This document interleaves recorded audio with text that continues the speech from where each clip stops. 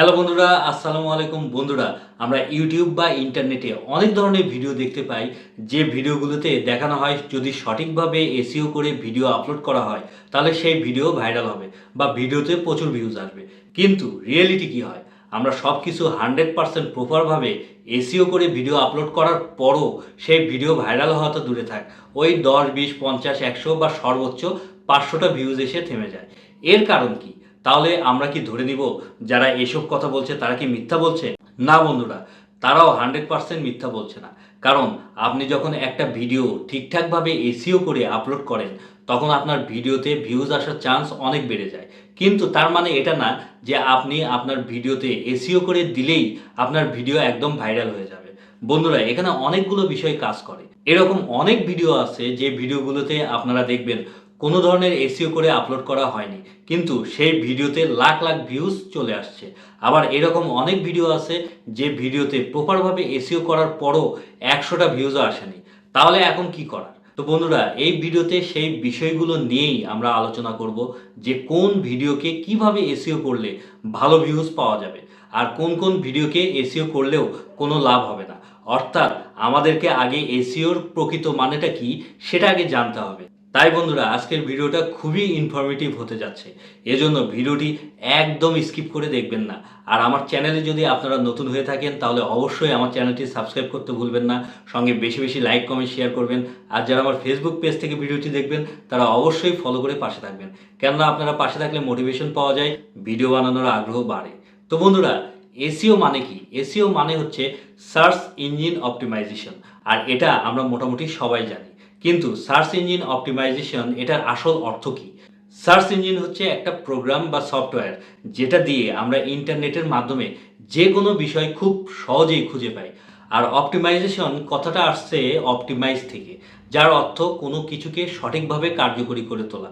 তাই এখন যদি আমি সহজ ভাষায় এসইওর ডেসক্রিপশন লিখতে যাই, তাহলে এটা বলতে পারি যে আমি সার্চ ইঞ্জিনকে সঠিক ইনফরমেশন দিয়ে সঠিকভাবে কার্যকরী করে তুলতে পারি, যেন সে আমার ভিডিওকে সঠিক দর্শকদের সামনে তুলে ধরতে পারে, বিশেষ করে যার এই মুহূর্তে সেই ভিডিওটা বেশি দরকার। আর এটা কিভাবে সম্ভব? সেটা তখনই সম্ভব যদি আমি সার্চ ইঞ্জিনকে সঠিকভাবে সব ধরনের ইনফরমেশন দিতে পারি। ইউটিউবের ক্ষেত্রে সার্চ ইঞ্জিনকে সঠিক ইনফরমেশন দেওয়ার দুইটা ওয়ে আছে। একটা হচ্ছে টাইটেল, আরেকটা হচ্ছে ডেসক্রিপশন, যেখানে আমরা অনেক ধরনের কিওয়ার্ড ব্যবহার করে থাকি।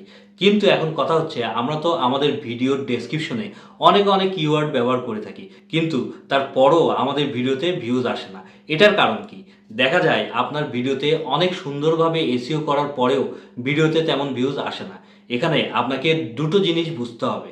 নাম্বার ওয়ান, আপনি যে ভিডিওটা বানাচ্ছেন সেই ভিডিওটা আদৌ কি কারো প্রয়োজন আছে কিনা, বা কেউ কি সার্চ করছে অথবা ভবিষ্যতে সার্চ করতে পারে। আর 2 নাম্বার হচ্ছে, আপনি যে ভিডিওটা তৈরি করেছেন সেটা সার্চে চলে আসার মানে এটা না যে আপনার ভিডিওটা ভাইরাল হয়ে যাবে। বাস্তবে আমরা কি দেখি? একটা নতুন ভিডিও আপলোড করলাম, কিছুক্ষণ 1 থেকে 5-এর মধ্যে র্যাঙ্কিংয়ে থাকে, তারপর আস্তে আস্তে পেছনে যেতে যেতে এক সময় গায়েব হয়ে যায়। তো বন্ধুরা, এটার সলিউশনটা কি? সেই বিষয় নিয়েই এখন আমি আপনাদের সাথে আলোচনা করব। প্রথম কথা হচ্ছে, আপনি যে ভিডিওটা বানাচ্ছেন বা যে কন্টেন্ট নিয়ে কাজ করতে চাচ্ছেন সেই কন্টেন্টের আদৌ কি কারো প্রয়োজন আছে কিনা, বা ইউটিউবের ভাষায় যেটা সবাই বলে সার্চেবল টপিক বা কন্টেন্ট।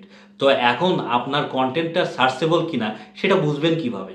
এটা বোঝার জন্য আপনারা যেটা করতে পারেন, থার্ড পার্টি অ্যাপসের সাহায্য নিতে পারেন। যেমন টিউববাডি অ্যাপসের সাহায্য নিতে পারেন। এটা খুবই ভালো একটা অ্যাপস। এটা দিয়ে খুব সহজেই আপনার কন্টেন্ট সার্চেবল কিনা সেটা বের করতে পারবেন। আপনি জাস্ট আপনার ভিডিওর জন্য যে টাইটেলটা ঠিক করেছেন সেই টাইটেলটা এই অ্যাপসে দিয়ে সার্চ করলেই বুঝতে পারবেন যে আপনার টপিক বা কন্টেন্ট কতটুকু সার্চেবল, বা আপনার কন্টেন্টের কম্পিটিশন কতটা আছে এই মুহূর্তে।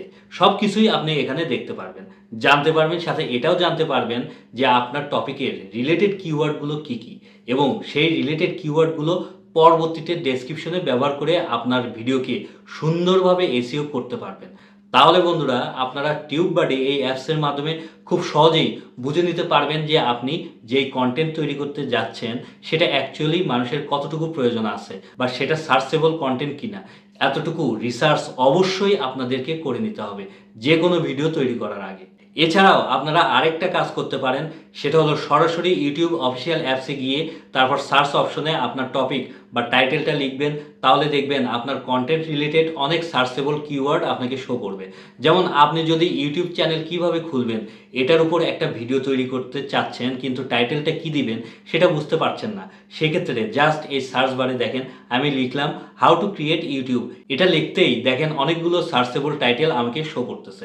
মানে এই টাইটেলগুলো দর্শকরা সবচেয়ে বেশি সার্চ করেছে ইউটিউবে, এবং এখান থেকেই আপনাকে যে কোনো একটা টাইটেল সিলেক্ট করতে হবে যেটা ভিডিওকে ভাইরাল করতে অনেক সাহায্য করবে।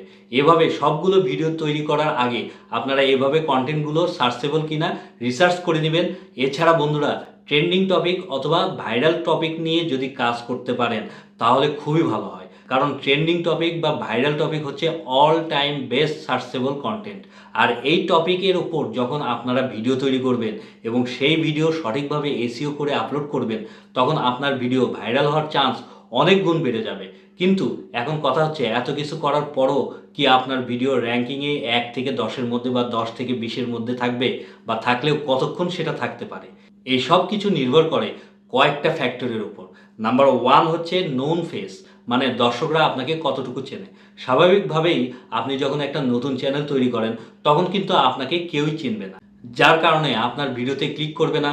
আর যাদেরকে চেনে বা যেই ক্রিয়েটাররা অলরেডি ফেমাস, তাদের ভিডিওতেই দর্শকরা বেশি ক্লিক করে দেখতে পছন্দ করে, আর এটাই বাস্তব।